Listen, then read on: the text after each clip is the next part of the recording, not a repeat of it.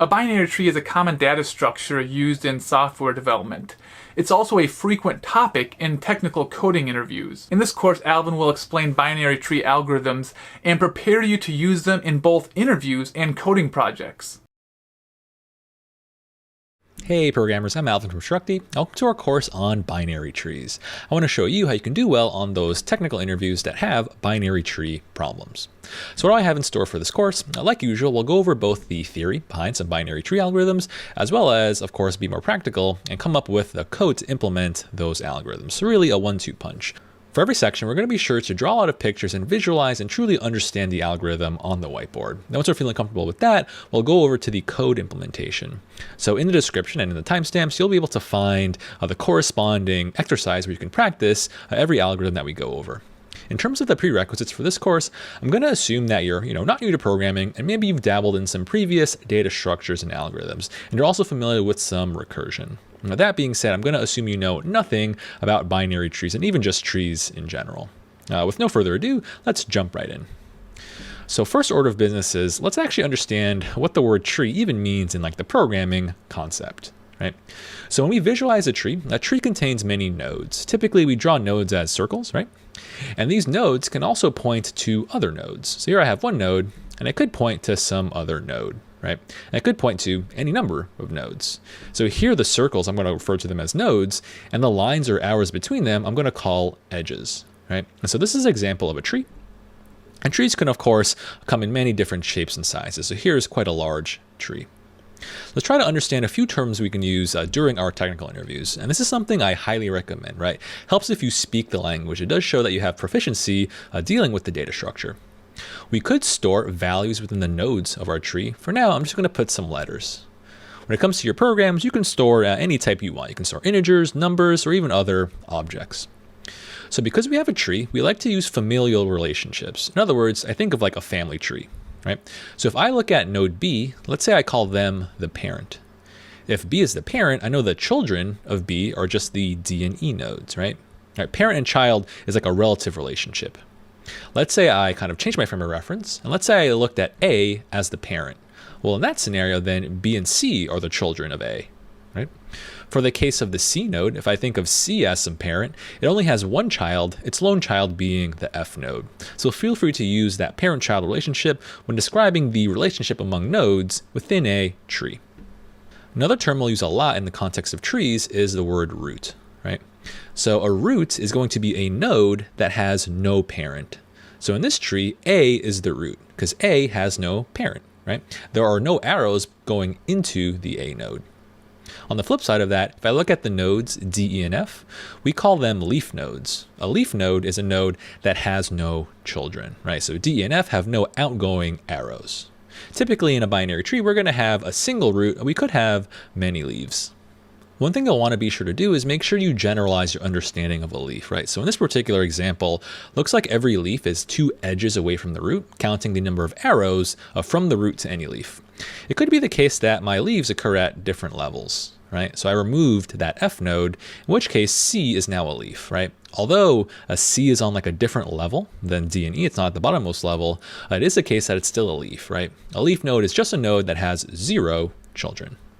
All right, so with all of those terms out of the way, now let's hone in on the real topic here, right? I talked a lot about trees, but really in this course, I want to go over the basics of binary trees, right? So let's look at that binary part to begin with. That's really a dead giveaway. We know binary has to do with the number 2. A binary tree is a tree where every node has at most 2 children, right? So currently on the screen, I have a binary tree. If I gave A another child, let's say a third node over here of F, this would be a tree, but not a binary tree, right? It would be like a ternary tree because I have at most 3 children. So let's say I kind of remove that extra node. Now it's back to a binary tree.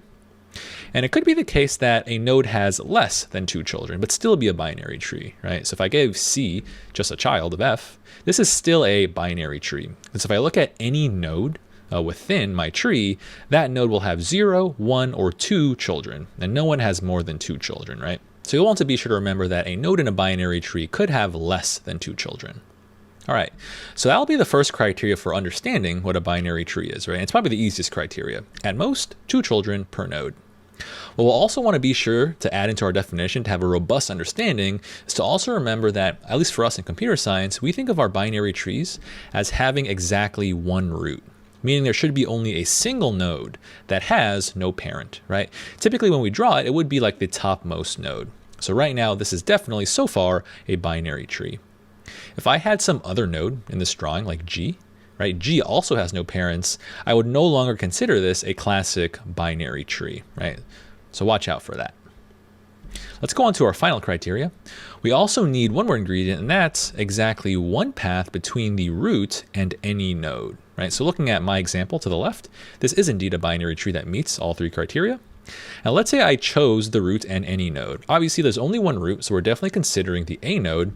Let's say I chose some random node like E. If this is really a binary tree, then we're guaranteed to have only a single path that connects A to E. A path is really just a series of connected nodes I can travel through, right?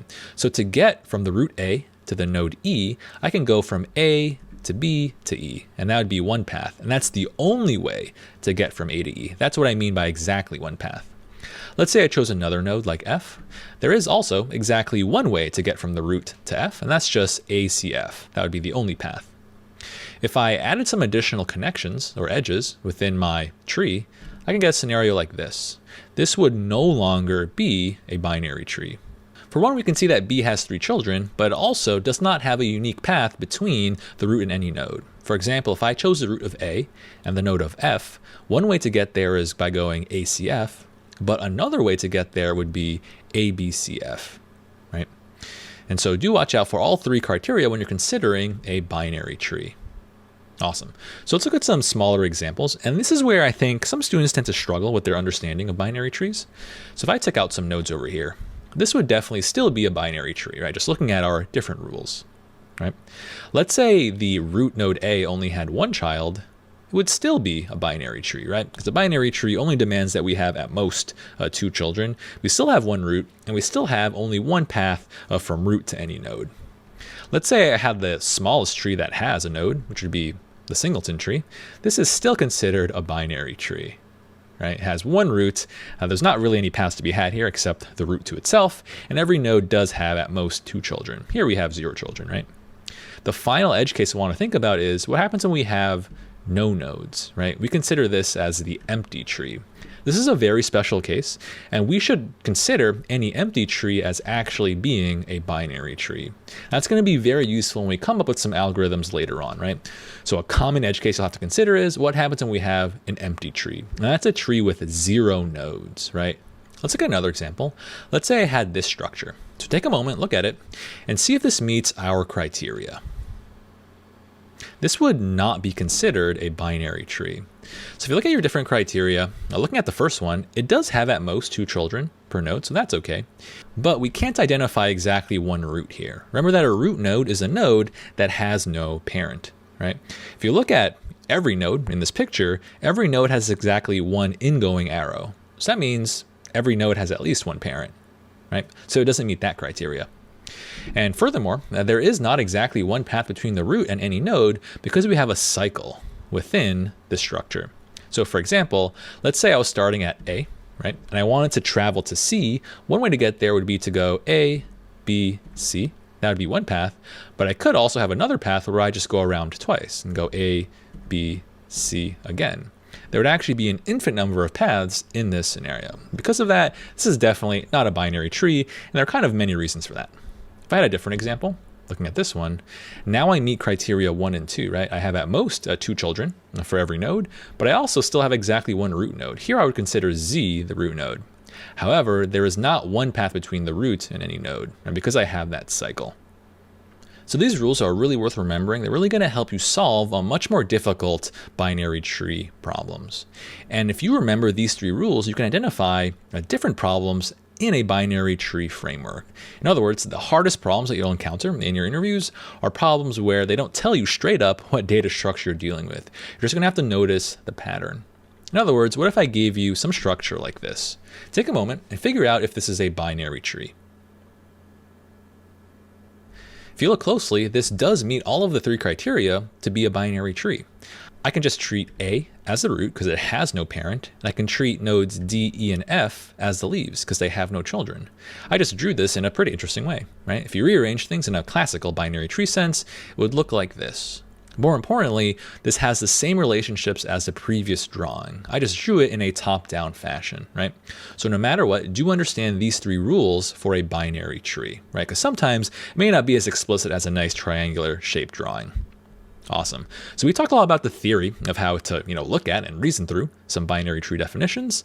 Let's go ahead and start to talk about how we could represent a binary tree programmatically. In other words, how can we do this in some code?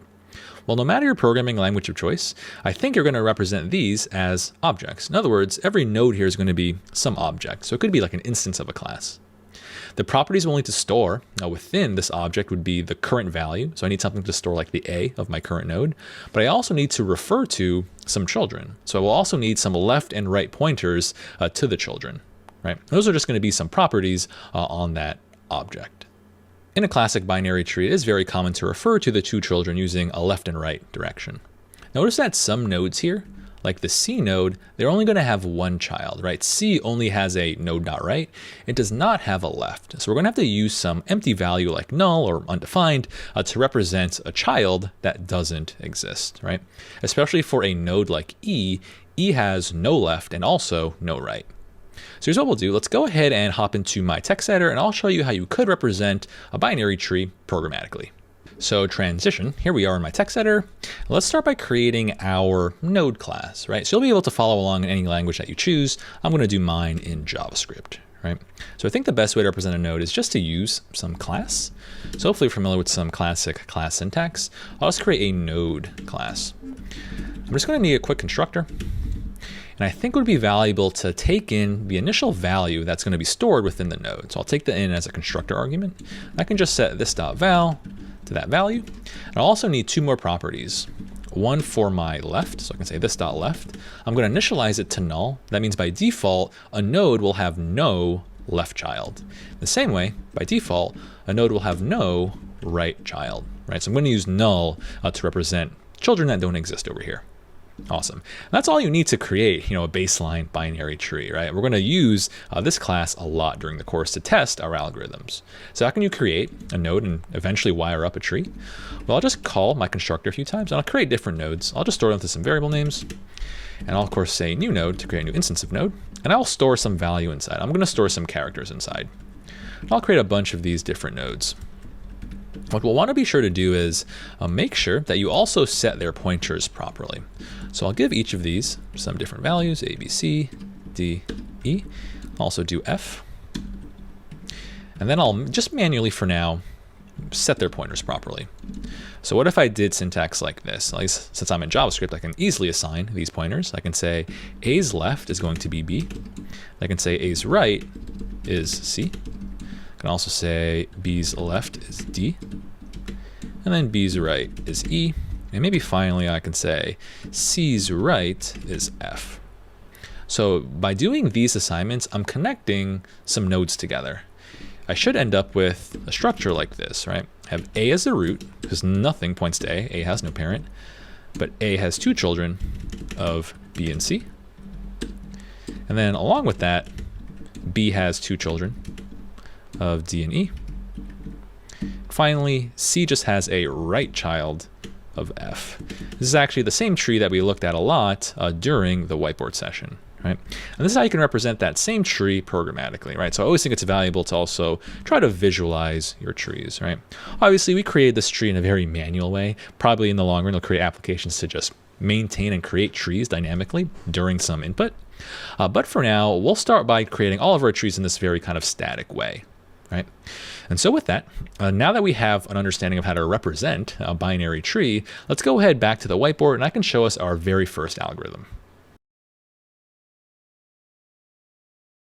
Hey programmers, Alvin here. Right now I want to go over this depth first values problem. So this will be a good review of the depth first traversal algorithm. So what do we want to do in this problem? Well, what we want to do is take in a binary tree. And in particular, your function is going to take in the root of the binary tree. And just recall that given the root node of a binary tree, we know that that node is going to have pointers to its left and right children, which may point to other nodes. However, if let's say a node does not have a left or right child, then its pointer is going to be set to null. So that's how we'll represent our binary tree programmatically. But for now, let's just stick to the visual representation of our tree. So for our depth first traversal, we could start with the root node of A. What we'll do is we'll just add that to some collection. And we're going to have to maintain these in a very particular order. And then from there, according to a depth first traversal, I could go to B. And here's where we make our really important decision, right? We can either go to C or D. If I'm doing a depth first traversal, I need to go deeper in the tree before I move laterally. So that means I go from B to D. Then once I bottom out at D, there's nowhere deeper I can go from D. And so now I move laterally to the E node. And this pattern continues, right? I don't have anything deeper from E, so now I go to C. And then from C, I go to F. So this would be a depth first traversal on this binary tree. Notice that it goes A, B, D, E, C, F. And again, the really important characteristic is we must go deeper in the tree until we can't anymore, and then we can go across the tree. That being said, how can we actually manage to implement this algorithm? If you're familiar with depth first traditionally, then we know that it's going to use a data structure like a stack. So let's get situated over here. So we'll trace through that again, but this time taking a really close look at how we can use a stack to accomplish that direct order. And so just recall that a stack is a sequential data structure where we can only add things to the top of the stack and remove things from the top of the stack. So a really important characteristic is we can't really insert or remove elements from anywhere but the top of the stack. So when I add things to the stack, I always add it to the top like this. When I remove things, it's also from the top like this. All right, so when I begin this depth first traversal algorithm, I'm going to start with the root node of A. And by default, I really just take that root node and I just store it on my stack. So it's the only thing on my stack right now. I'll use these rectangles to represent my different stack frames. And really in my program, that would just mean storing the actual instance of node or some pointer to it. Cool, and then from there, I actually begin my main algorithm. So the main flow of a depth first traversal will check if the stack is empty. Right now, the stack is not empty because I have at least one element. And so what I do is I start by removing or popping the top element of my stack. So I'm going to remove the A, and I'll label that as my current node being explored. And when something leaves the stack, then I can consider it being visited right now. So I need to list out my values because that's the whole point of this problem, right? So by now, I've just visited the A node. At this point, I can look at that node's children now. So I look at the A node in the tree, and I see that it has a B child on its left and a C child on its right. And from there, I push or add those two children to my stack. So I'm going to put C first, and I put B afterwards. And notice if I push my right child first, followed by my left child, that makes it such that my left child is at the top of my stack, which means that I would hit them next. And that actually ends my first iteration of this depth first traversal.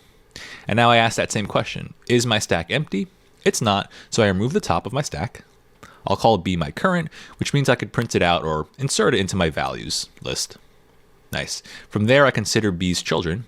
B has two children, so I add them both. I push E, followed by pushing D. That ends that iteration. Now something interesting happens. My stack is still not empty, so I know I remove the top, so I call D my current. I add D to my list of values, but if I look at D's children, it actually has no children, right? And so there's nothing to add to the stack from here. And so technically I finish this iteration. And now I still have stuff on my stack, so now I pop E off the top of my stack. Same thing as before, right? I add E to my values. E has no children, so I'm done with that iteration. Finally, I have C. I remove C from the stack, and I print it out in my values. And then at this point, I see that the C node only has one child. So I'm just going to push the children that exist. So I would push the F node onto my stack. And that's a really important thing to remember when it comes to implementing your depth first traversal. You're going to have to check if your children exist before you add them to your stack. And now on the final iteration, we have the F node. We remove it from the stack. We add it to our list of values. F has no children. And so I finish this iteration. And now my stack is empty. And I would just exit, right? Once the stack is empty, I know that I must have traveled through the entire binary tree. So there we have it. And we do get the correct output over here. So just by using a stack and just obeying the rules of the stack, that is, we push to the top and remove from the top, we will get the correct order. Important thing to remember is you should add your values into your values list whenever something leaves the stack. That being said, what can we say about the time and space complexity of this algorithm? Well, it's actually pretty straightforward. Let's say we define n as the number of nodes in this binary tree. Then we can say that the time complexity of this is O of n. And why do I say that? Well, we're just going to add every node eventually to our stack, and that node's also going to leave the stack exactly once. So it's not like we're double visiting any of the nodes, so I'm guaranteed to just run in O of n steps. In a similar way, we can say that the space complexity is O of n. The only thing we stored was really the stack, which is a linear data structure. And we know that we're not going to put ever more than n things on the stack. So overall, we have a linear time and space solution for this depth-first traversal problem. All right, I think we have a good understanding about the approach for a depth-first traversal. Now let's go ahead to the walkthrough video and we'll implement this one in a few ways together. Hey programmers, Alvin here. Right now I want to go over a JavaScript solution for this depth-first values problem. And so what we're going to do here is really just implement that same strategy that we traced through in the approach video, pretty much to the T. And we'll start with the iterative version. And that means, of course, we will solve this one in two different ways, right? We're going to solve it iteratively first, and then afterwards we'll go ahead and solve it recursively. All right, so let's jump right in over here. Like we said in the approach video, we know that the iterative version really relies on us creating a stack. And for most of your programming languages, you can just go ahead and use your array data structure for that. So I'm going to use just a plain old JavaScript array. I'll go ahead and name this one stack. And we can just use an array to represent a stack as long as we stick to two particular methods, right? I'm going to use array push, which adds to the end of an array, and also array pop, which removes from the end of the array as well. So I'm going to consider the end of my array to represent the top of my stack. Cool. What I'll go ahead and do is initialize the stack with the root node on top of it. Nice. Then I can have my main loop for the algorithm. So we know that we need to keep running the algorithm while there's stuff on our stack. So I can just check while stack.length is greater than 0.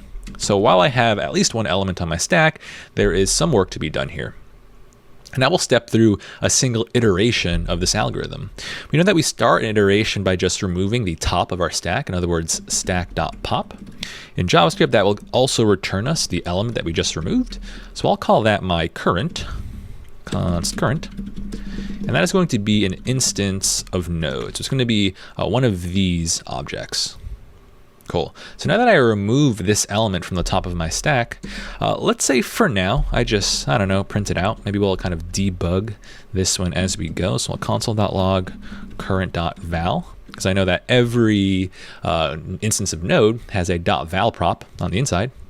And then from there, I need to add this node's children. So you might go ahead and guess that to do that, we can just do stack.push. I'm going to push the left child.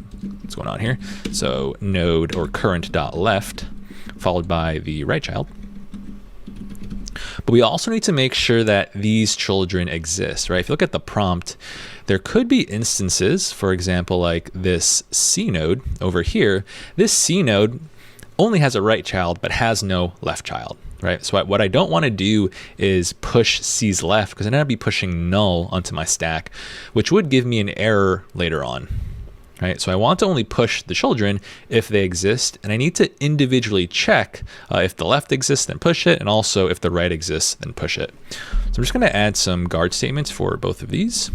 So we'll go ahead and we'll insert. We'll say, all right, if the current has a left and right, so we'll say current.left. And I'll adjust this for the right-hand side. Cool, maybe we can inline this if you prefer. All right, so I'm going to only push the children if they exist.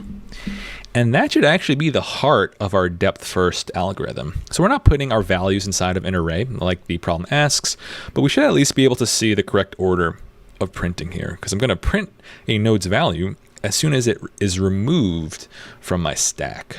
So I'll go ahead and actually maybe bring in maybe one literal test case. So I could just steal this little stub over here, and this will just print out the values, right? So I'll test this. I can hit run. If I hit run, it's just going to execute this file just like a script. So it's not going to run any automatic test cases.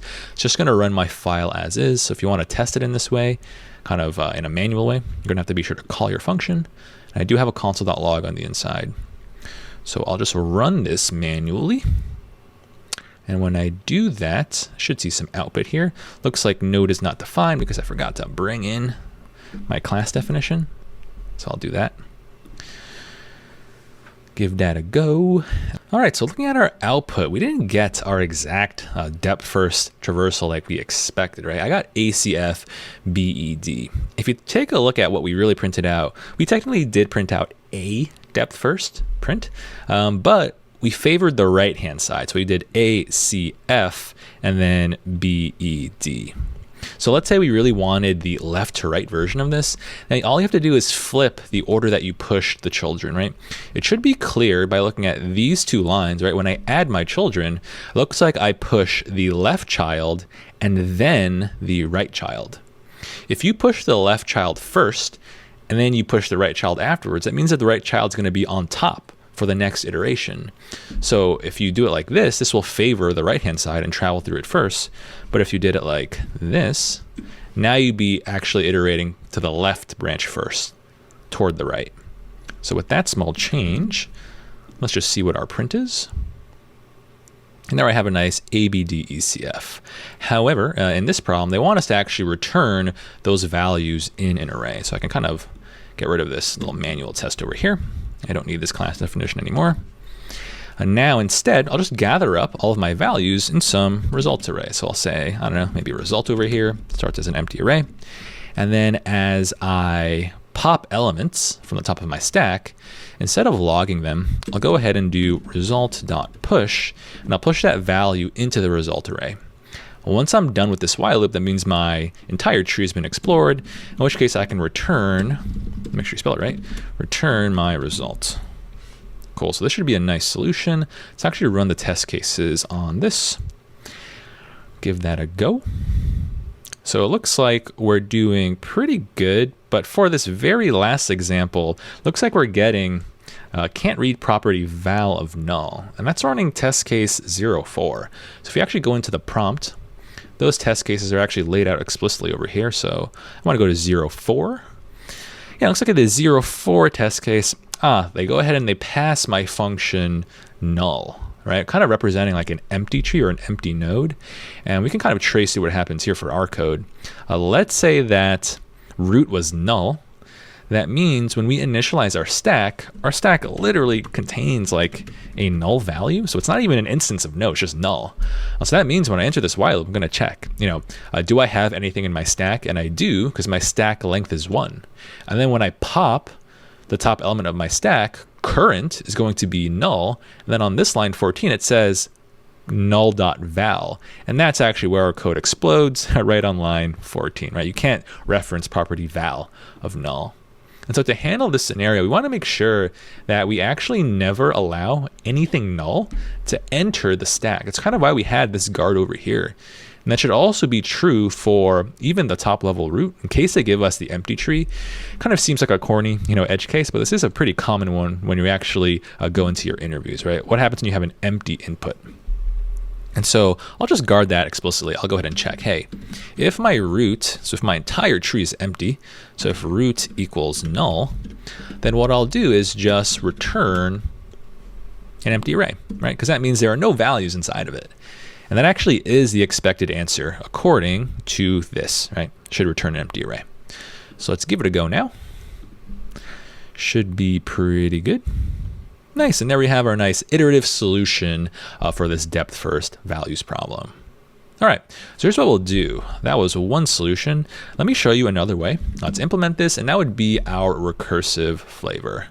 So I'll just kind of redefine it down below. And I actually recommend practicing both versions because they're going to serve as like the basis for which you solve a lot of different tree problems. And so when I think about the recursive version, like all of our recursive code, I must think about the simplest case of my input, and that will act as my base case, right? So in the case of a binary tree, the simplest tree you can be given is going to be the empty tree, or just a null root, right? So it's not even going to be about a node that's a single node, right, inside of a binary tree. It's going to be about an empty tree, right, a tree with 0 nodes.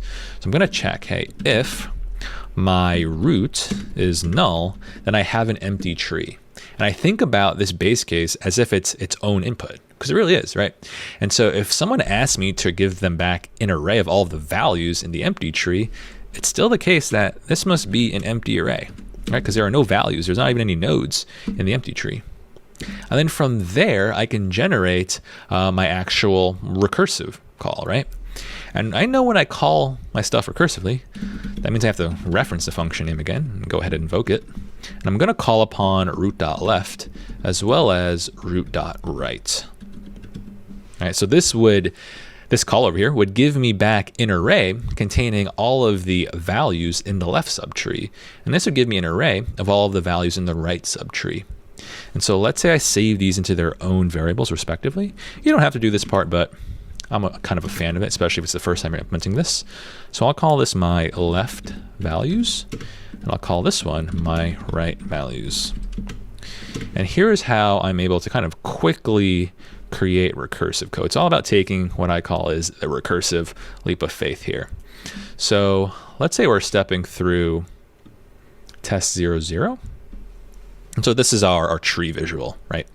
So we know that our root is going to be the A node. So when I actually make this top level call, this base case does not fire. And so I make my recursive calls, right? I know when I do depth first value, or values rather, let me fix that. Depth first values of root.left, that means I'm going to be passing in the B node, right? And here's how I have to actually pretend my code behaves. I'm just going to get back the correct result from this call. Right? So if I passed in the B node into this call, what I expect back is the full array representing the depth first traversal of that subtree starting at B. Right? So if I got correct data over here, what it would look like is just B, D, and E. Right, that would actually be the full depth first traversal from this subtree, right? And I'm kind of doing that just mentally, right? I know the expectation for this algorithm. And it's going to be a similar story for my right call, right? If I'm at A, so A is still my root, and I passed in my right child C into this call, what I expect back is just an array of CF, which would be the depth first traversal of that left subtree. And now that I have, my left subtree values and my right subtree values, I have to think about how to combine it all together, right? How do I work myself into that output by combining both of the results from my children, right? What I need to do is really just take myself, put it in the array, followed by my left children, followed by my right children. So I can use some nice JavaScript syntax for that. I'm going to return a new array. I'm going to throw myself in there. So I'm going to throw in root.val. That's myself. So that'd be like the A node. Then I just take all the values in my left result, put them in here. I'm just going to use the spread operator to unpack that array. And I'll do the same thing for the right values of CF, right? So ... spread out right values, just so I return a single array. And this pattern itself does match this output, right? Kind of taking the leap of faith and assuming correctness from these recursive calls over here, right? I have A, then I plug in, substitute BDE, and then for the right, I have CF. Maybe before we run this, I'm not going to, assume too much JavaScript knowledge. So maybe you're kind of new to this spread operator. So in general, super quick aside over here. Let's say I had an array of some stuff. So I'll say peeps, throw in some people over here. So we'll throw in Felipe, we'll throw in Jason, throw in Raj, throw in Abby. And what I can do is whenever I have an array, I can just use a spread operator to kind of unpack that array. So for example, I can say const, we'll say new peeps, and I'll create a new literal array. So whenever I say square brackets, it gives me a new array literal. And what I'll do is, put an element at the front, we'll call it Alvin. Then I'll spread out the elements of peeps, right? So just imagine I took all of the elements here and just removed the brackets. That way I don't add any initial nesting. And then at the end, I don't know, I can add someone else like Brian. We'll console.log what new peeps looks like. So I'm not going to run the test cases. We're just going to run this file as a script just so we can review this spread syntax. So if I give that a go, we kind of make this bigger. Notice that I have correctly spreaded things out, right? I have Alvin at the front, and I have all of the things from peeps in the middle, right? Followed by Brian at the end. So you can do this. You can also use like the concat method on arrays. You're probably going to see me use this spread syntax a lot because I'm kind of a fan, right? But with that in mind, let's go ahead and actually test this code. So we'll run all the test cases. Nice, and this is another working solution for our depth first values. And it should be pretty natural that we can solve this problem also recursively. So I know that the iterative solution for this depth first traversal requires a stack data structure. And I know whenever I write recursive code under the hood, your programming language is actually going to track all those recursive calls using the call stack, right? That call stack behavior gives you the same type of ordering, which is really convenient. Cool. All right, so before I send you off on the next problem, I want you to actually practice both solutions for this depth first values code. It's going to be very necessary to actually master some later concepts that are coming right up. So do spend some time on this. Practice makes perfect, right? And I'll catch you in the next one. Hey programmers, Alvin here. Right now, I want to go over this breadth first values problem. So it's really just going to be a little variation off of the depth first one we just did, of course. But it's really important that moving forward for all of our tree algorithms and other data structures, that we have both versions down pat. So in this problem, we're going to take in a binary tree, once again, very classic binary tree structure. But this time I want to return an array or a list of all of the values according to a breadth first traversal order. So a breadth first traversal starts with the root node of A, so that's nothing new. And then from there, I could go to B. So right now I have my A node and also my B node. And here is where we diverge from our previous problem. In a breadth first traversal, breadth just refers to like the width of something. I travel across before I go deeper. So in our breadth first traversal, I'm going to move to C and not D for now. So I add my C node, C value, to my list. And then from here, once I've finished this entire level, and there's nowhere to go across the tree anymore, now I can go downward to the next level. So now I have D, and then E, and then F. So the really important distinction here is the breadth first traversal starts with ABC, whereas the depth first traversal would have started ABD. That's a really, really important distinction. And so how can we go about implementing the breadth first version of this? Well, recall that the depth first used a stack data structure. Well, it is the case that the breadth first is now going to use the queue data structure, really just the partnering version of that structure. And so let's kind of step through that in a more programmatic way. So I'm going to use and track my queue, and just recall that a queue has, a sense of direction to it. I have the back of my queue and the front of my queue. Things enter the back of the queue and they leave the front of the queue, right? And so no one gets to skip a line either. So this gives me a nice fair ordering. Think of a queue as just like waiting in line at checkout at a grocery store or something. So how do I begin my algorithm? Well, I need to start by initializing my queue with the root node. So I'm just going to start with A on my queue. And then from here, now I can begin my main algorithm. So my main algorithm should check on every iteration, is my queue empty? Right now it's not because I have at least one element. And so I remove the front element of my queue. And so we know that A would be removed, and we'll label it as our current node being explored. When something leaves the queue and is marked as our current, we'll say that now it's being visited. So I would add A into the running list of my values. And then from here, I need to look at A's children. A has two children, B and C. I need to go ahead and add them into my queue. And so let's say I added B into the queue first, followed by C.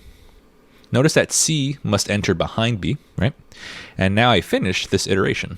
At this point, I have the next iteration of my algorithm. I take the front element of my queue and it leaves, right? So B is now my current. I add B to my running list. Then I look at B's children of D and E. I push D, followed by E behind it. And at this point, I have another iteration to do, right? And it's so on and so forth from here. C leaves the front of my queue. I add it to my list of values, and I look at C's children. C only has one child, so for that child that exists, I go ahead and add them to the back of my queue. And it's really important that I add it to the back. All right, at this point, I have my next iteration. At this point, I continue. My queue is still not empty, so I still have some stuff to remove. So D leaves the front of my queue. I add it to my list of values. Since D has no children, there's nothing to add here. Next iteration.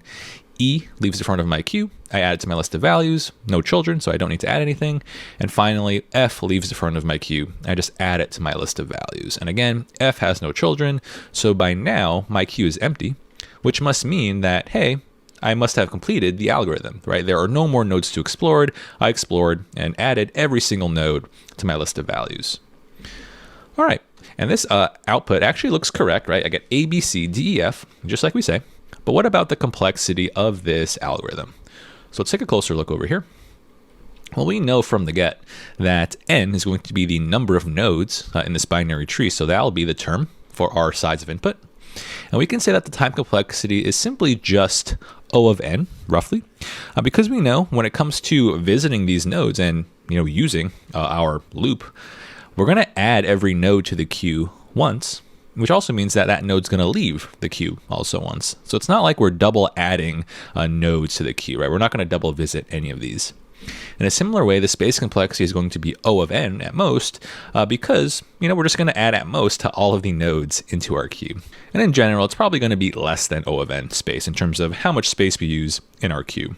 An important thing I'll just mention right now in regards to the time complexity of this one, here we're going to say that the time complexity is O of n, and that's if we can assume that adding something to the queue runs in constant time and removing something from the queue occurs in constant time. So depending on how you implement this, if you use actually a built-in and efficient queue data structure, you will get this O of n time complexity for our breadth first. But if you use a less optimal data structure, maybe not a perfect queue, then you might have an actual worse complexity. So again, this time complexity of O of n assumes that we have a maximally efficient queue that has O of 1 add and remove operations. With that being said, I feel pretty good about coding this one up. I'll catch you in the walkthrough video, and I'll show you a few different ways to implement this one. Hey programmers, Alvin here. Right now I want to walk through the JavaScript solution for this breadth first values function. So hopefully you just finished the depth first version, in which case this one should be pretty much a cakewalk. But of course we'll still go through the motions of it, because it's going to be useful to solve much harder problems later on, as you always hear me say. All right, so to tackle this one, we'll start with our queue data structure, right? So nothing fancy. In JavaScript, what I would do is just use an array and just stick to using very specific methods, right? So I'm going to create an array. I'll call it my queue. I'm going to initialize that queue with the root on it by default. Now, what I'll also guard against up front is, imagine they gave us an empty tree to begin with. So in other words, the initial root is null, in which case that would be like this test04, and they just want us to return an empty array. So I'm going to guard for that explicitly. So I'll check, hey, is my root null? And if it is, just go ahead and return an empty array like that. Nice. And then from here, I need to start my main loop for my algorithm. So I iterate while my queue is not empty, just like we spoke about in the approach video, right? So while queue.length is greater than 0, then keep on going. And now I begin a single iteration of this algorithm by just removing the front of my queue, right? So it's really up to you which methods you use. You just need to make sure you remove from one end and add to the opposite end. So for me, I'm going to treat index 0 as if it's the front of my array. And I'm going to treat the last index as if it's the back of my array, right? So if I want to remove the front, I can say array.shift, or for me right now, queue.shift. That removes the front, but also returns to me that element. So I'll call that my current node. Nice. And then from here, I need to add this node's children into my queue. And that'll give me my main flow for this breadth first traversal, right? So I'm going to go ahead and check, hey, if my left child exists. So if, let's say, current.left, that is not null, then what I should do is go ahead and push that into my queue. So I'll say q.push my current dot left. And it's just going to be symmetric for the right-hand side, of course. So if the right exists, then push the right into the queue E, just like that. Awesome. And so that looks pretty good. And then from there, I actually want to store the nodes I visit in an array for the final return, just like the problem asks. So nothing too fancy. I really want to insert some code over here about. And so I'll create a result array, I'll call it values. Start out empty, and whenever something leaves the queue, I'll just take that and push it into my values. So I say values.push, and I'll push that current val into my queue. And do note that what you can't do is just take like the queue and treat it like your final return value. It must be a totally separate thing, right? I use the queue just for the sake of traveling through in a breadth first order, and the order that you visit is actually derived from the order in which things leave the queue. So that's why I'm doing it over here, right? As soon as something leaves the queue, that's when I consider it visited, so I add it to my values list. Nice, and after my while loop's done running, I'll go ahead and return my entire values array. So let's give this a test. I'm going to run all of the test cases, see what we get. Have a few test cases to pass. And there we have it. Here's a nice iterative solution for our breadth first traversal. Just something I want to mention, by the way. If I look at the prompt. So looking at, I don't know, like the very first example, in this kind of rendition of breadth first, what they ask us to do is really give us a breadth first traversal that moves from left to right. So notice it goes A, B, C in terms of the resulting output, and not A, C, B, right? Those would both be technically a correct start to a breadth first. And then you can kind of choose, depending on what problem you're solving, whether you want to go left to right or right to left.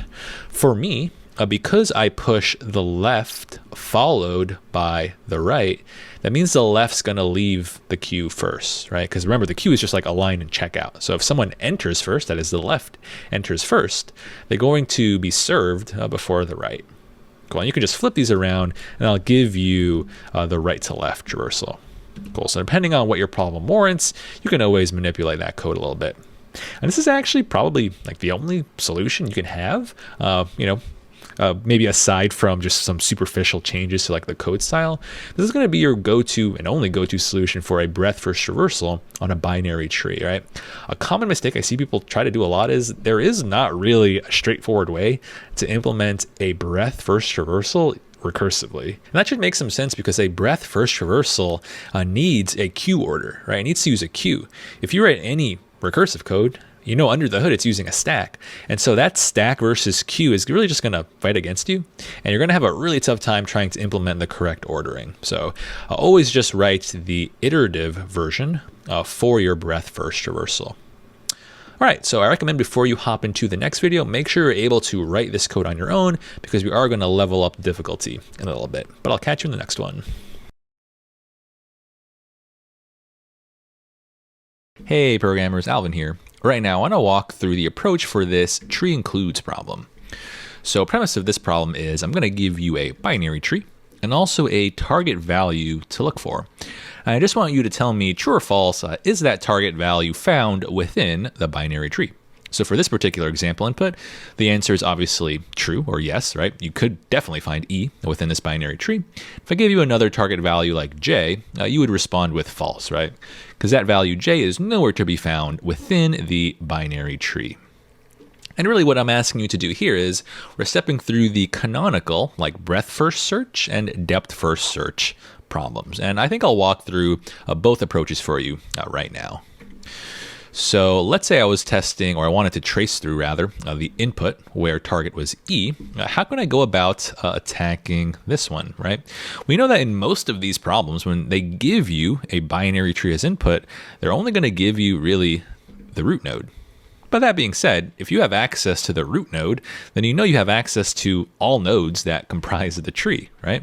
So what I can do is just perform any of my traversal algorithms. So maybe to get going, now let's just do either the breadth first search or the depth first search iterative style. So I think for this trace, I'll stick to the breadth first version. which means we're going to use a queue, right? So as we trace through this, I'm thinking about this one iteratively right now. Hopefully you recall from our previous problems, when it comes to your breadth first traversal, you start with your root node on your queue. And when something leaves the queue, you mark it as your current, right? And here's where I work in the new logic for this particular problem. When something leaves the front of my queue, I'm going to check, hey, is that current value the same as my target value? So is A the same as E? It's not. So I have not found the thing I'm looking for, right? And what I can do is now consider A's children, right? So I look at A's children. They both exist. I add them to the queue. So I add B to my queue, then I add C to my queue. And now I'm on to my next iteration, right? The front element, B, leaves the queue. Then I have to check, hey, is B my target? It's not, right? My target's E. So I keep running. I look at B's children. So I take that D and I add it in. And I take the E and also add it. And this process just continues. C leaves the front of my queue. Is C my target? It's not. So I keep going. I would add C's children to my queue. So I just add F to my queue. And this process continues. And so D leaves the front of my queue. I check, is D my target? It's not. And D has no children to add, right? Recall that in our breadth first traversal, I only add the children if they exist because I don't want to add any like null pointers into my queue. And so I just continue my algorithm, right? I still have stuff in my queue to check. And finally, when E leaves the front of my queue, I check, is E my target? And indeed it is, right? At this point, I've just confirmed that E is found inside of my binary tree. So what I can do is just end my algorithm by like returning the true value, right? There's no point of actually looking through the rest of the tree because I already figured out that, hey, my target value is indeed within the tree, right? One thing you might notice is it looks like I only checked for E once it left the front of my queue and not when it was initially added to my queue. Technically, you could have returned early when you added it to the queue, but we'll kind of see when I walk through the full code for this one. It would end up with cleaner code if you just checked for your target value when something leaves your queue. So we'll see that when we go through the code. It's just a small implementation detail. That being said, for this iterative breadth first strategy, what can we say about the complexity? Well, if we define n as the number of nodes, then we know that the time complexity is just O of n. It's really just a classic breadth first traversal. So nodes are going to enter the queue once and leave the queue once. So that's O of n, right? And again, that's considering if we use a efficient queue, right? Where our queue add and remove operations run in O of 1 constant time. So we have linear time. And for the space complexity, it's also going to be O of n linear, right? Because we're just going to store our nodes within the queue. And so we just looked at the approach for a nice iterative breadth first solution to this problem. But now I want to show you the depth first version. And the depth first version that would be recursive, right? So obviously you could write the iterative depth first solution, in which case you just use basically the same code we just spoke about, but you just use a stack instead of the queue. But let's try to solve this one recursively, right? And the reason I think it's really important to expose yourself to recursion like this is, as we move to more complex topics, you're going to find this style of recursion very, very useful, right? So we have the same input, right? Let's say my target is E, and I have the same binary tree, and now I want to check recursively, is E within this tree? And so how do we start attacking this? Well, we're going to need to think about our base cases, right? So we're going to have really two types of base cases. We'll have like the affirmative base case, meaning, hey, we found a match. And so whenever I counter a node whose value is E or whose value matches my target, then I'm going to have that node or that recursive call return true, right? So that's my like affirmative base case. So I'm just going to plug that return value individually in my tree. You know that this E node's going to return true. And now I'll think about my negatory base case, right? For times where I call upon an empty node or the null node, I should return false. And recall from our previous lectures, we said that we're going to, sometimes represent explicitly our null nodes. So I'm going to fill those in. For example, the C node in my picture would have a left child that is null. So I'll kind of draw that one explicitly. And I know that a node like that is going to return false. Because logically, I should be able to think about all of my recursive calls as if they're their own subproblems, right? So if someone asked me, hey, can you find this E value within an empty tree, right? A null node represents an empty tree. The answer would be no. I can't find the E value in an empty tree because there's nothing there. And so from there, I'm also going to draw explicitly all of those similar null nodes, null pointers, right? So it looks something like this. Notice that from the E node, I don't need to give it a null left and right because I already said that that node's going to return true, right? So that's why I draw my tree like this. And I have all of those false return values. Cool. So we just labeled all of the base cases, right, as the leaves of our tree. And recall that a leaf is just a node with no children, right? And from here, how do I actually combine all of these Boolean values to get the true at the very top? Because I know for my top level caller, that is at the A node, or the A recursive call, I need to get back that value of true, right? And the logic we should use is really just the logical OR. So how does this one work? So let's start evaluating our return values and combining them at the parent. So this should be somewhat of a similar pattern to like the tree sum problem I showed you. And so what you could do is focus on this D node over here. This node has values ready on its left and right. It has two falses. And when it actually gets those falses returned to it, it just should do the logical OR. So it's doing false or false, which evaluates to false. Right? Which means that, hey, in this subtree rooted in D, I cannot find the E value, which makes sense. That's why it's false. I'll continue this process. If I look at this B node now, this B node has values ready on its left and right, and they're going to bubble up a little bit. And I take the OR of them. So I do false or true, which evaluates to true. And this process continues everywhere in the tree, right? So at this F node, false or false gives me false. At the C node, false or false gives me false. Finally, at the top level root of A, I do true or false, giving me back a final true, which is indeed the correct answer. So hopefully you realize how similar this solution is to our previous tree sum problem, right? In the tree sum problem, I combined my left and right child return values by doing the arithmetic addition. But this time around, I just need to use the Boolean operation of OR, right? So by just adjusting the type to Boolean, we have a very, very elegant solution. Shout out George Boole. And so with that, I think let's go ahead and implement this one in some code, and I'll show you it using the iterative flavor, using maybe a breadth first, and also the recursive version, which is my personal favorite, using this recursive tree structure. Hey programmers, welcome back. All right, now I want to go over a JavaScript solution for this tree includes problem, right? And we'll solve this both depth first and also breadth first. And I think we'll start with the iterative breadth first version. And so this is really just going to be an implementation of the classic breadth first search algorithm. So I'm just going to lay down my classic breadth first traversal code and then just add some conditional logic afterwards, right? So you should be familiar with it by now, but for my breadth first traversal, I'm going to use a queue. So I'll say const queue equals an empty array, or really an array with the root thrown on the inside. And from there, I have my main algorithm, right? So I loop while my queue is not empty, so while queue length is bigger than 0, then keep on going. And on a single iteration of this traversal, what I do is queue.shift, so remove from the front of my queue, or the front of my array, remove the first element. And I'll save that into a variable called current. So that will be just an instance of node. And for now, why don't I just build up my solution slowly? I'll just, I don't know, console.log what current.val is. But once I consider this node, what I want to do is really add its children into my queue. Only if they exist though, right? So in general, I'm going to write like queue.push. So I'm going to add to the back of my queue so I get a nice queue order, push the left child, so current left. Likewise, the right child.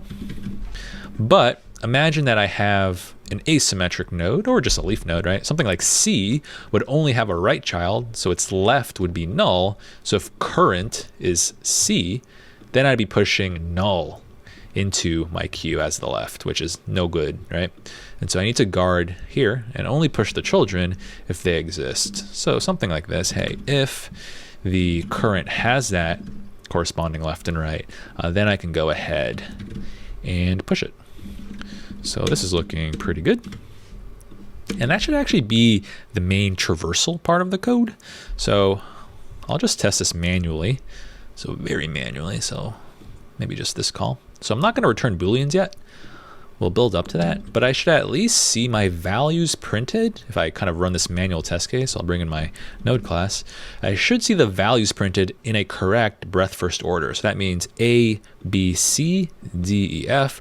Recall that breadth first traversal travels across our tree before going lower. So it must finish a level before traveling to the next level. So let's just run this manually as a script. See what we get here. A, B, C, D, E, F. Nice. So I'm getting the right order of traversal.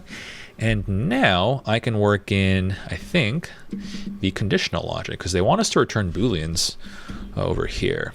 So pretty straightforward stuff. We'll go ahead and check. Once something leaves the queue, I can check if the current node's value is equal to my target, then I've found the thing I'm looking for. So just return true, right? You're done. You don't need to travel through the rest of the tree because you can return true.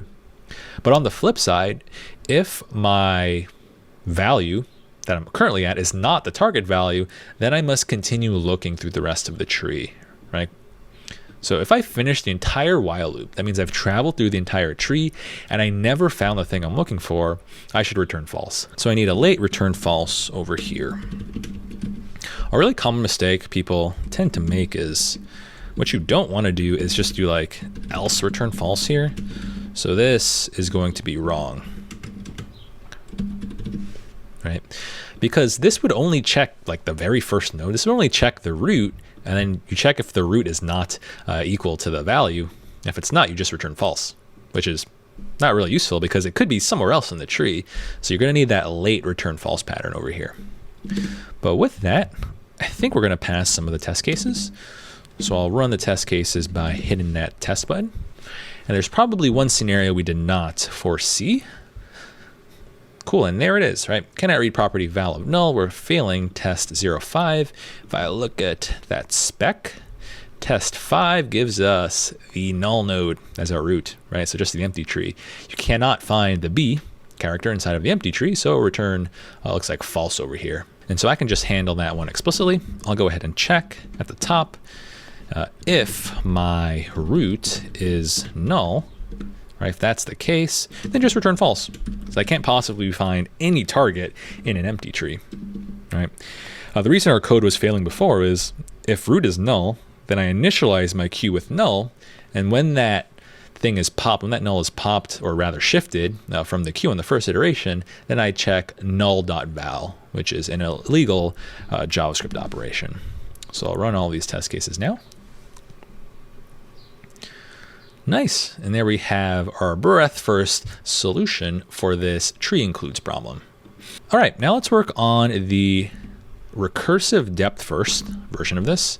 And it's actually my personal favorite because it utilizes a pattern that I think is quite elegant and one I use a lot for much more difficult problems.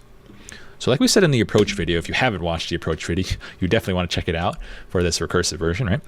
What I should do is check, hey, if my root is null, if I have the empty tree basically, then just return false, right? Because I can't possibly find my target in an empty tree, right? That's just a given. And from there, I know I'm going to have the general shape of some just depth first traversal code, which means you call the same function because it's recursive. That's what recursive means. And you pass along your root.left and a separate call your root right. And what I should be sure to do is don't forget to pass in your target, right? The target that you're looking for never changes.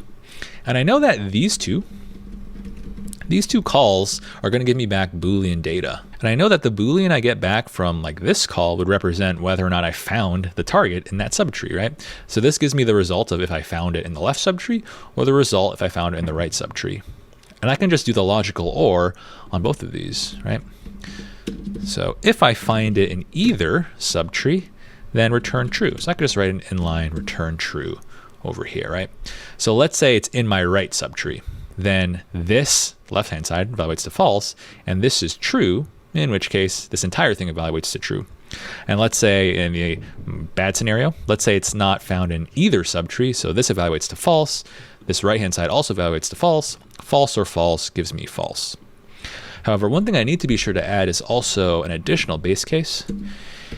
After I check if my root is null, what I want to do is then also check, hey, maybe this root I'm currently at, maybe it actually has the target, right? So if root val is equal to the target, then you're also done, except you can return true. Cool, and that was very reminiscent of our approach video. So let's give this a shot. We should be able to pass. Nice, and I love how clean this code is. I will admit, it's pretty tricky if you're not a fan of writing recursion, in which case I'll totally convince you into being a fan of recursion. But notice how kind of clean this code is. It really leverages recursion. One very important thing I want to bring up is it's really keen that I put this base case on line 26 after the null check, right? So let's say I flip the order of these. Let's say you did this. I believe that would not work out always because it assumes that you even have a root, right? So I'm feeling a test 0, 0, but in general, if you look at this code, let's say that root was null, right? You're going to start by checking null.val, and that will throw an error, right? Cannot read property val of null. So you want to actually always lead with your base case that checks if your root is null, right? Because that should guard really the entirety of our code. So this is actually the code you want over here. All right, programmers, so that's all I got for this tree includes solution. I want you to practice both versions, and I'll catch you in the next one.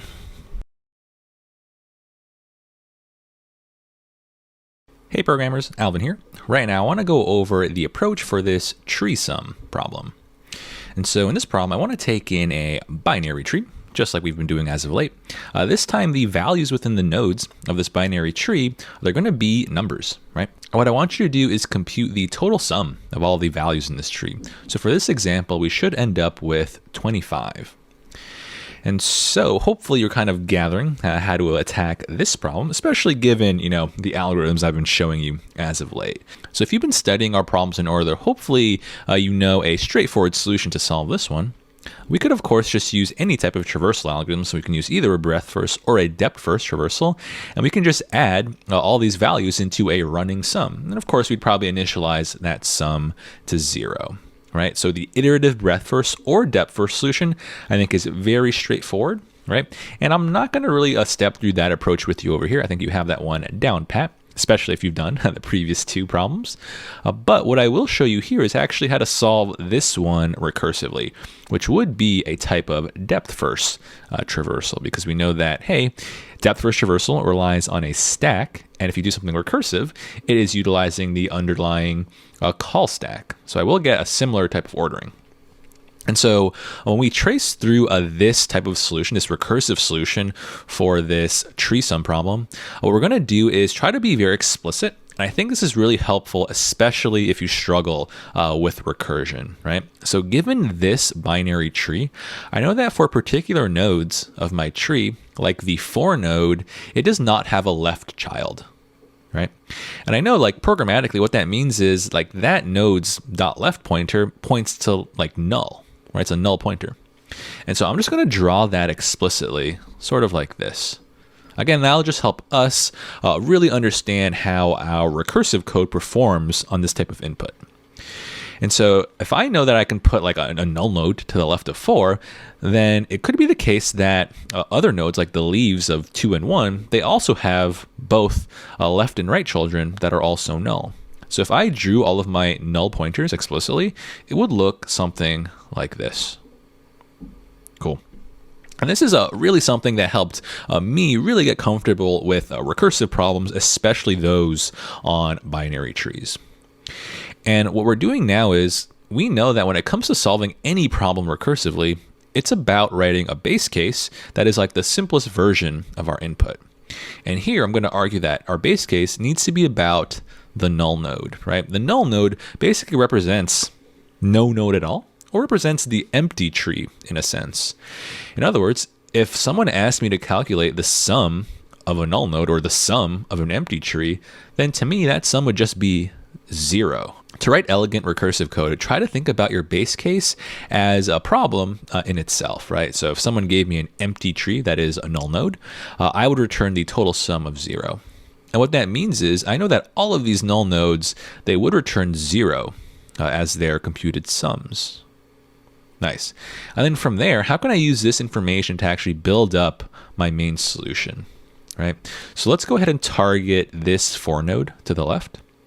And what I have to do is figure out, hey, what is this subtree's total sum? And I can compute that given the values to the left and right. In other words, if I return those two null values returns, so they're both 0, now I just have to do 0 plus 4 plus 0, which just equates to 4, right? And that is actually correct in itself, right? So a green number above a node represents the total sum of that subtree. And so it is the case that, hey, the total sum of that for node is just 4. And I would do something similar for this node over here, right? When these base cases return to their caller or return to their parent, I just have to add my left and right child together along with myself. So 0 plus 2 plus 0 gives me 2. And I'll do that same thing for this node 11 over here. And now things get interesting, right? To calculate the total sum rooted at this 11 subtree, I would just return these values to the top. And now I do 4 plus 11 plus 2, which gives me an answer of 17. And if you do a quick spot check, right, this 17 does represent the total sum just in this subtree, right? And we'll carry on. Over at this one node, we know that this is going to return just a value of 1. And now at this for node, I can compute its total sum. And recall that this for node had a left child of 0, right? Because it had a null node. And so when I compute this sum, I get 5, which is perfect. And finally, at the main root, now I bring up these two values, and I compute 17 plus 3 plus 5, and that gives me a final answer of 25, which is indeed the correct answer, right? So that's how we should really think about our recursive algorithms for our binary trees, right? I kind of draw it out. I think about the base case, which is typically, not always, but typically, about the null node.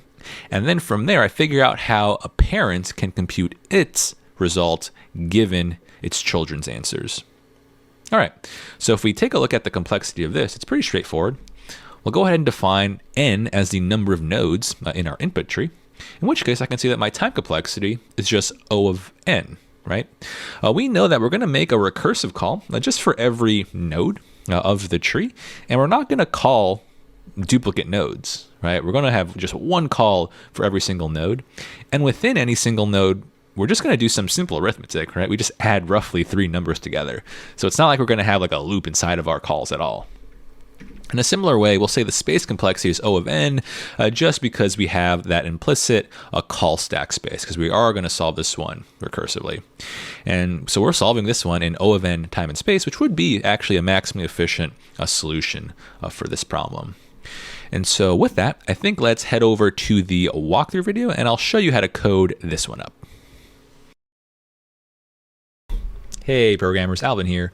Right now I want to walk through the JavaScript solution for this tree sum problem. And I think this time around I'll jump right into the recursive version, right? So we'll start recursively, and we'll begin with our base case, right? My base case is always about the simplest version of the input, where I just know the answer without needing any additional calculations, right? I know that the simplest tree here that I could be given is going to be the empty tree, right? If I have the empty tree, that means my root is null. And if your root is null and you have the empty tree, what is the sum of the empty tree? Well, kind of inherently, it's just 0. So that'll be my base case. Nice. And then from there, I'll think about how I can compute my answer given my children results. So I need to find the result of the sum of my left subtree and also the sum of my right subtree. So just call recursively. So tree sum of root left as well as tree sum of root right. Cool. And I know that these two calls, they return numbers, right? Representing the sum of my left subtree and the sum of my right subtree. As the parent, that is as the root, how can I find my total sum? Well, it just is myself, so root.value, plus everything in my left subtree, plus everything in my right subtree, right? And we'll go ahead and just test this out the gate. But this is nothing fancy, a really elegant code. So if you look at the test cases here, we do have some diverse outputs. So this code does work on trees of all different shapes and sizes.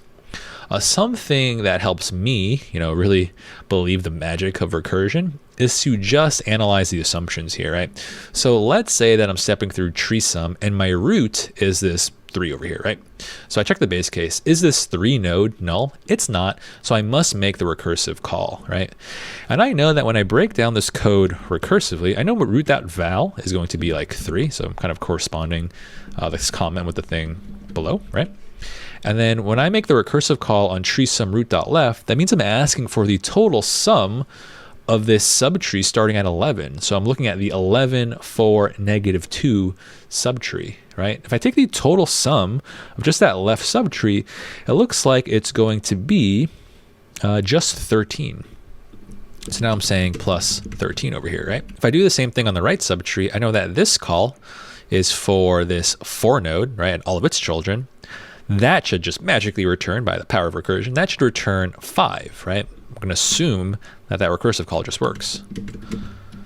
So here I have the 5, right? If I take the total sum of these, 3 plus 13, 16, 16 plus 5 is 21, that would give me the correct answer, right? So to have some confidence in my recursive code, I just write the code and then I assume correctness from my recursive calls, and I figure out how I can take those sub values from my children, combine it with my own value, and that should be my final answer.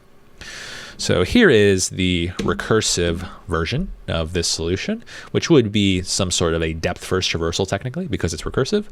And if you'd like, I can also show you the iterative version. So let's just do that. And I always practice usually my problems doing both the recursive as well as iterative version if it's reasonable, and it is really reasonable here. Hopefully you're familiar with our breadth first code by now, right? So I'm just going to start by checking, hey, if you're given some root that is already null, then that's kind of just an edge case. I'll just go ahead and return 0, right? Because the sum of that empty subtree, or that empty tree rather, is just 0. Then I can begin my main code. So while my queue is not empty, so I'll start with a queue who begins with the root,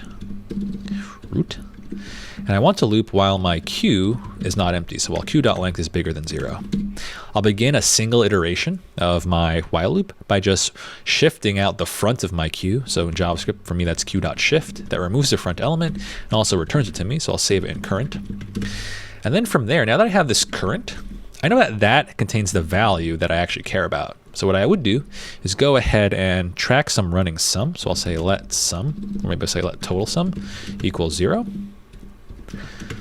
And as I remove something from the front of the queue, I'll take its value and add it to my total sum. So that will accumulate all of the values, right, into a sum.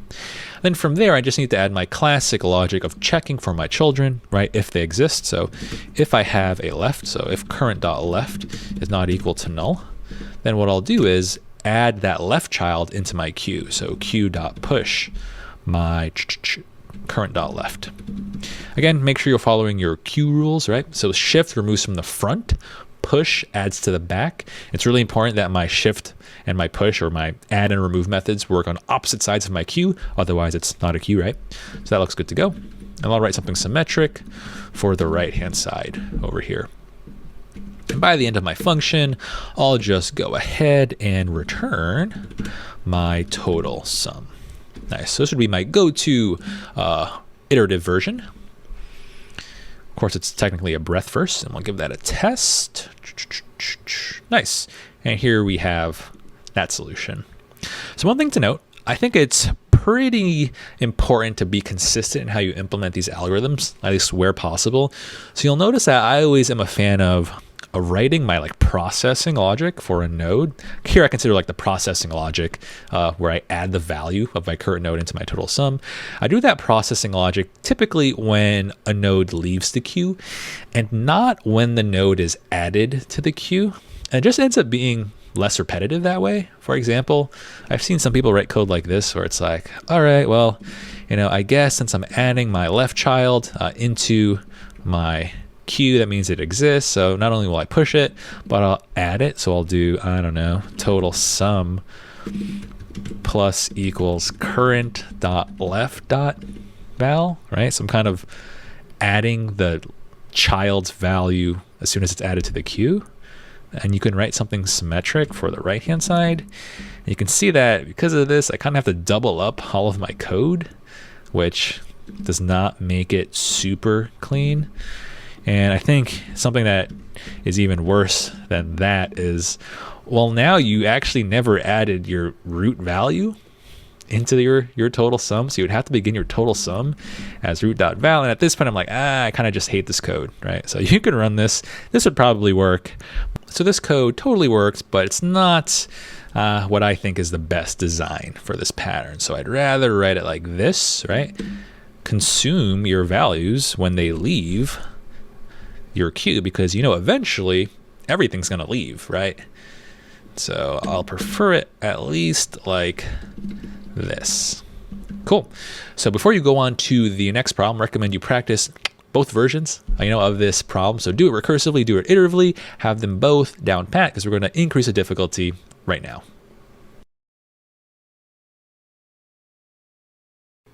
Hey programmers, Alvin here. Right now I want to go over the approach for this tree min value problem.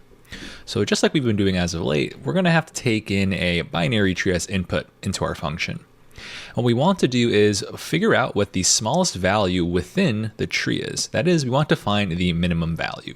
So we can totally assume that the tree is going to be non-empty, right? And so given that information, looking at this particular tree example, it's pretty plain for us to see that the smallest number in the tree is just this 3, right? So our function just needs to return the number 3. And so it's plain to see that the answer is 3, but how can we come up with an algorithm to do this for us? Well, we should look to our tools in our binary tree toolbox, and that would mainly just be either a breadth first or a depth first traversal. One obvious way to solve this one is to use either a depth first or breadth first iterative piece of code that does a traversal, right, and travels through the tree. Then you just need to maintain some outer variable to track the current minimum. And whenever you hit a node that is smaller than your current minimum, then you replace that minimum variable. And by the end of the code, you should have the true minimum. So the iterative version I think is pretty straightforward, and I'll be sure to walk through that when we get to the code walkthrough. But for now, in terms of our approach visual, I think we'll step through this one recursively, right? Because it ends up being a pretty succinct code. And so let's take a look at this tree, and let's pretend that we filled in all of the null pointers like usual, right? So these dark nodes over here represent nodes that don't exist, meaning that they're null, right? So for example, if I look at the 3 node, its left child is null, but its right child is 12. And that's going to be very useful for us to at least visualize, because I should make a base case about those null nodes, right? So I know in the long run, what I want to do is figure out what the smallest value within the tree is. And so a great default value for our null nodes would be to return infinity. And here's the reasoning why. I know that I should not really consider any of the actual null nodes. And so if I have them return positive infinity, I know that positive infinity is definitely not going to be the minimum compared to any numbers that are actually within the tree. So what we'll start to do is just fill in all of these infinite values. In other words, every time we call upon a null node or a null pointer, we're going to return infinity. So I'd fill all of these in. Now, using those infinities as our basis, we can actually construct our return values. So looking at this 4 node to the left, what I have to do is consider both of its children that it received, right? And also the value within the current node. And so what I do is I check, all right, compared between infinity, 4, and infinity, what's the smallest value among them? Well, I know positive infinity is a very large number, so really the smallest number here should be 4. And so this call should return 4, right? This node should return 4. Similar story for this 15 node.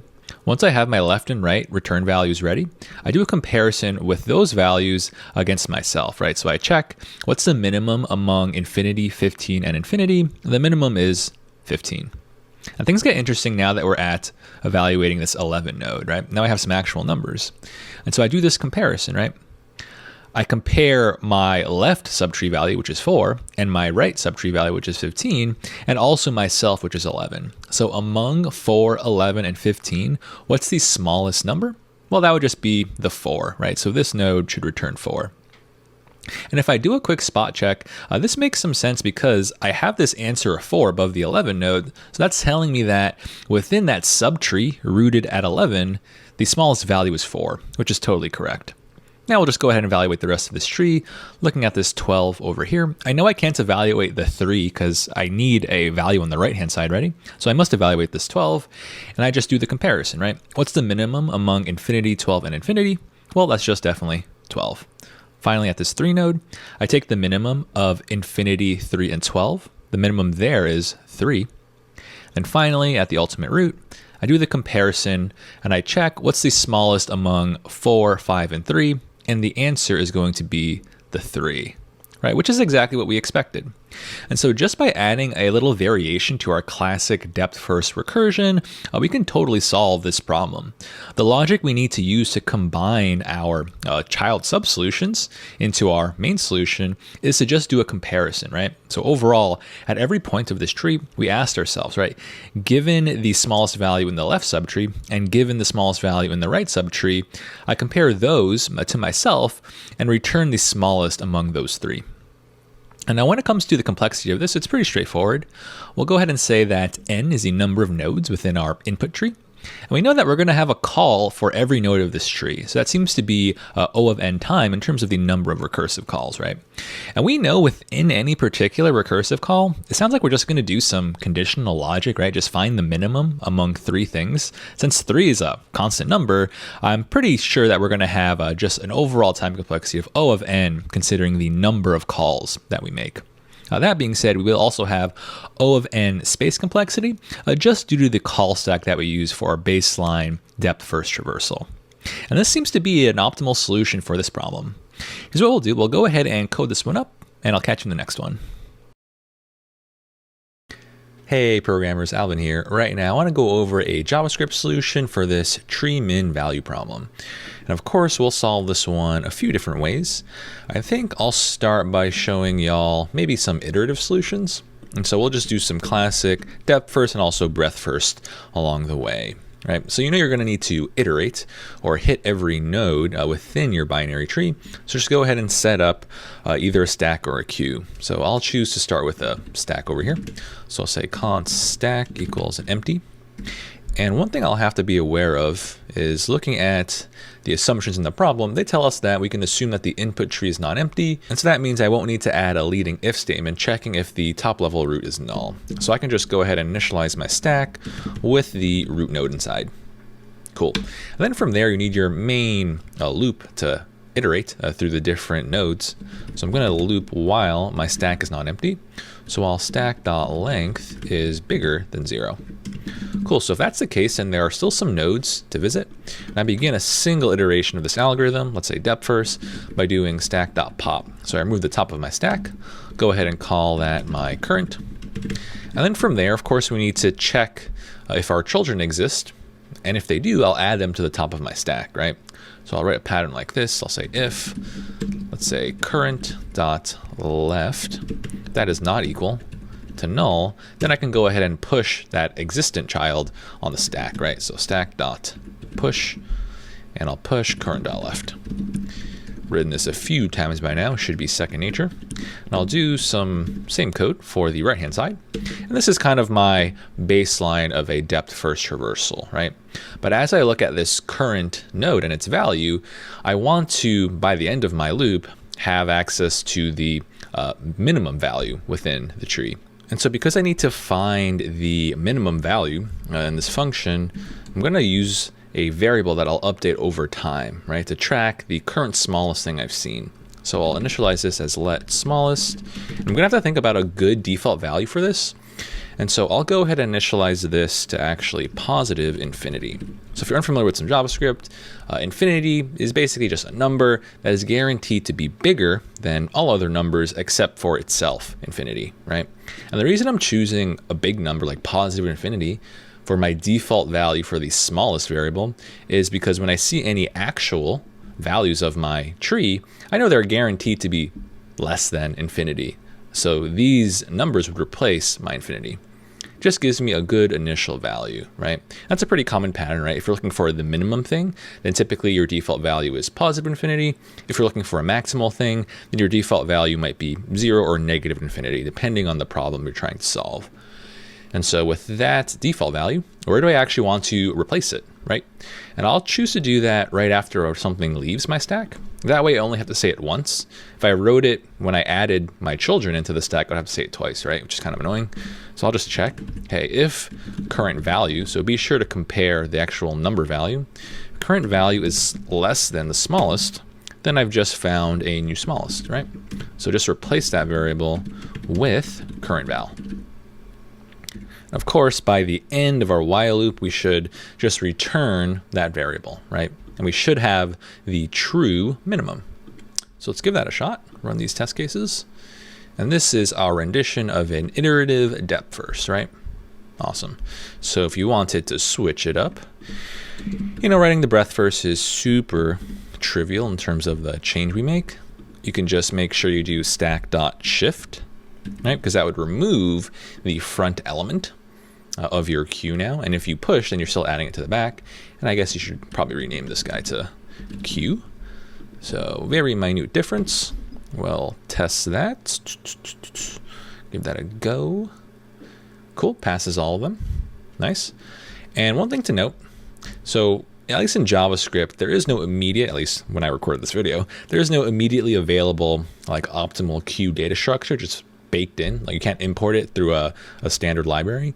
And so when you actually do the array.shift method, that line itself is going to run in O of n time, right? Because if you remove the front element of an array in JavaScript, it will have to actually shift all of the other elements over one position. In other words, index 1 becomes index 0, index 2 becomes index 1, and so on. And so technically, if you implemented your breadth first exactly like this, just using a regular array, and you shift out, then this would probably be technically like an O of n squared solution, which isn't the fastest, but will be able to pass the specs. Typically, you know, n squared for most problems is kind of okay, but you can avoid it if you want to get the blazing fast solution. But now let's actually go ahead and implement my favorite version, which would be a recursive version, right? Which is technically of the depth first, right? So we'll say const, what is it? Tree min value. Yeah, tree min value. Tree min value. And to establish this one recursively, we'll always start with our base case, right? So we need some of these curly guys. So I'll start with my base case. I'll say if my root is equal to null, then that kind of means I have the empty tree. So what's like the minimum value in the empty tree? Well, that must be infinity, right? For the same reason we chose infinity before, right? It's just a good default value because I'm going to minimize in the long run. Cool. And now what I want to do is I want to make my recursive call. So if I call tree min value on my left child and I call it on my right child, I'll just think about what these function calls return, right? Although they're recursive, if these calls work, they should give me back the smallest value in the left subtree and the smallest value in the right subtree. So maybe just to be clear, I'll go ahead and save these system variables. So I'll say const, I'll say left min, and also this should be the right min, right? So I found the smallest in the left and the smallest in the right, but I also need to think about myself, right? I am root.val. So I need to choose the smallest of root val, left min, and right min. Right, so you can write like a conditional, so just some if statements if you want. I think the best way to implement this in JavaScript is just to use the math.min function. So in JavaScript, you always have access to the global capital math object. It has a few useful methods on it. One we're going to find useful right now is math.min. And if you do that, you can pass in some arguments and an arbitrary number of arguments. So give me the smallest between root.val. Be sure to access the value because you need to give numbers to min, right? Smallest between root.val, my left min, and my right min. Cool. And this feels somewhat similar to the approach drawing we did, right? Where we had to choose the smallest of these three numbers. So before we run it, maybe you're unfamiliar with math.min. I can quickly demo that for you. So let's say I had some numbers. We had 10, we had 3, we had 6, and we had -12, and also 100. And if I console log what that returns, I'll just run this file as a script. So I'm not going to execute the test quite yet. So I should get -12 because that's the smallest. Perfect. And now I think we're ready to go ahead and test this. So our recursive version, there we have it. Cool. All right, so there we have our JavaScript walkthrough for this tree min value problem. Recommend you practice all of these different solutions and then pick a favorite, maybe just have it in your back pocket. That way you can always solve this problem in the future, right? So you should have no issue thinking about how to solve like a tree max value problem. And by now, we're getting pretty comfortable with trees, and typically we're always going to fall back to either a breadth first or a depth first reversal. But in the next few problems, we're definitely going to look at some spin-offs and some variations on how we can accomplish more complex logic using these algorithms as our baseline. So I'll catch you in the next one.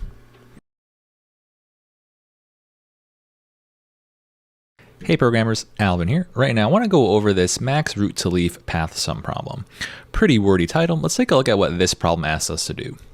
So we're going to be taking in a binary tree as input, and what we want to do is really talk about the paths within this tree, in particular root to leaf paths. So just to review, we know that a binary tree typically for us has a single root, and you can identify the root by just looking at the topmost node, that is the node with no parent.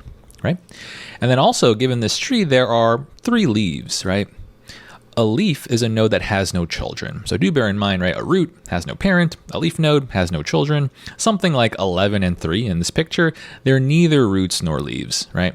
So it could be the case that a tree has many leaves, like this tree, right? It has 3 leaves. But a tree, for us, typically only has a single root.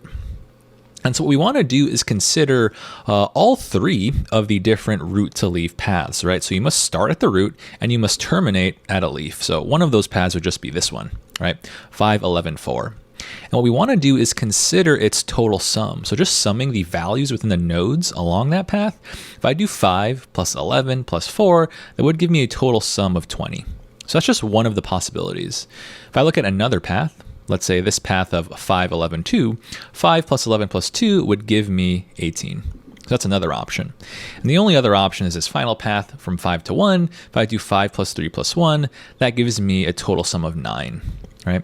And now among those 3 options, I want to choose the maximal path sum, right? So that would be a final answer of 20. So in the long run, we need to come up with some code that computes the maximal path sum from the root to any leaf.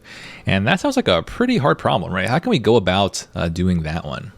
Well, hopefully you notice some similar patterns, right, to problems we've done previously. So just by looking at the name of this problem, I'm reminded of a few different patterns, right? I can think of the tree sum problem, seems pretty related here. And can I also think about like that min value problem where we had some minimization logic, except now I want to maximize something here. And so probably what I'll have to do in this one is combine some of my previous knowledge to come up with a pretty novel solution. But it's okay to rely heavily on our previous experiences, right? And so let's start with something classic. I think we're going to solve this one recursively. And in the grand scheme of things, typically for tree problems, that is, a recursive code is usually your best bet when it comes to like path finding things, right? And building paths and determining paths. And so we'll take a look at what we should have our base cases be if we're going to frame this one recursively.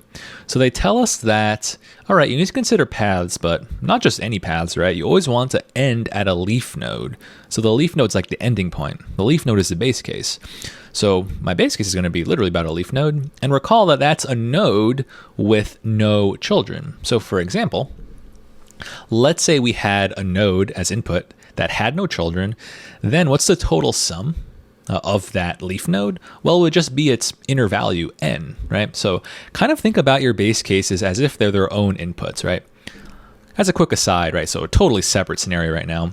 Let's say I gave you a tree that contains only one node and its value was 42. And I asked you to, all right, tell me what's the maximum path sum of this tree? And this tree is very small, right? If you identify the root in this tree, it's just the 42 node, right? Because it has no parent.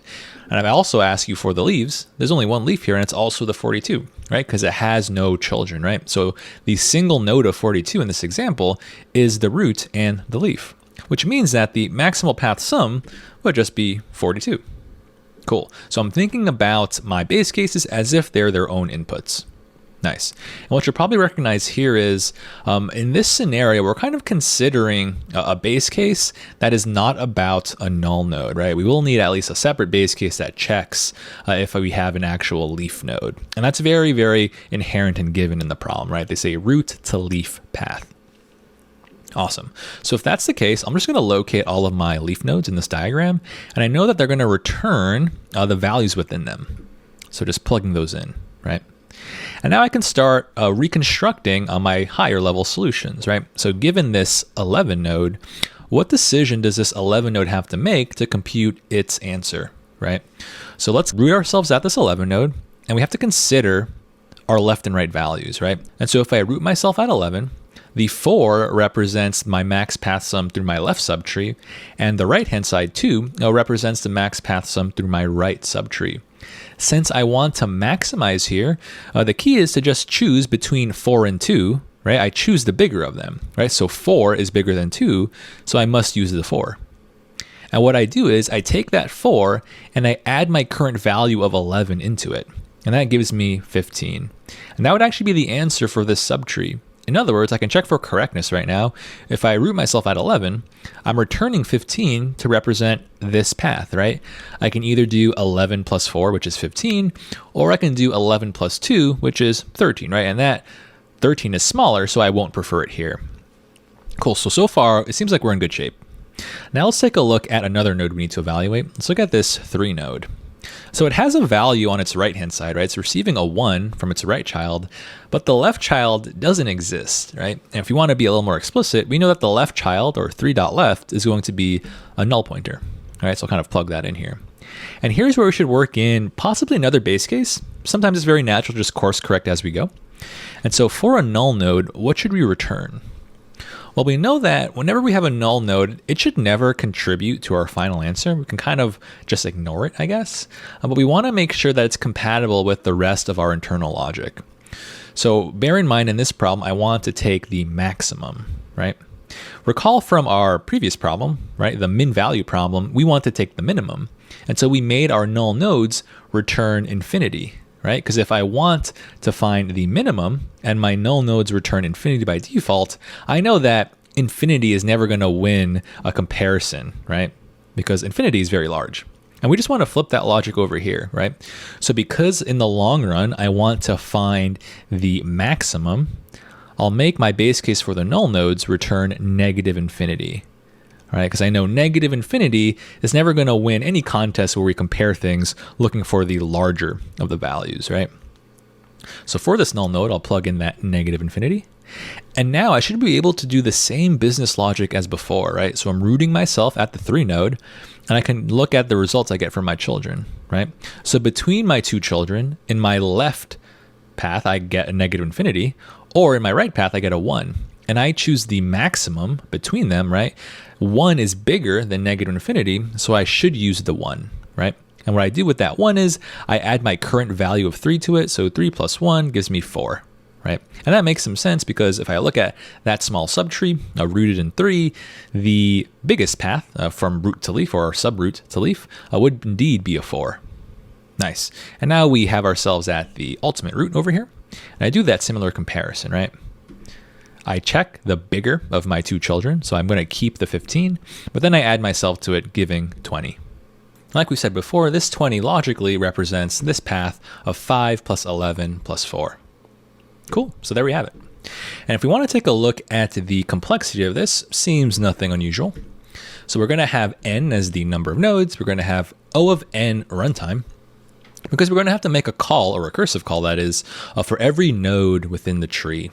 And if I think about any particular call we're going to make for a node, we're just going to do a comparison, right? I just choose the bigger of my 2 children. So we're not going to have any loops within our calls, I believe.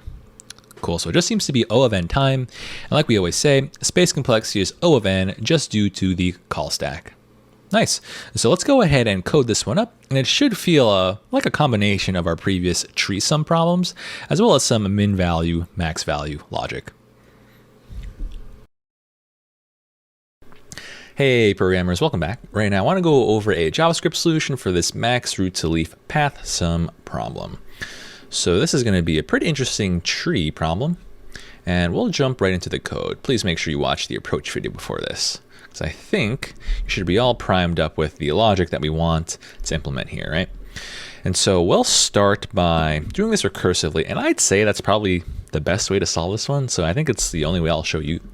And what I want to do is start with a base case, right? So we said we want to figure out our root to leaf paths. So our base case should be about whether I have a leaf, right? So I'm going to go ahead and check, let's say, if my root left is equal to null, right? And root right is equal to null, right? That's the definition of a leaf.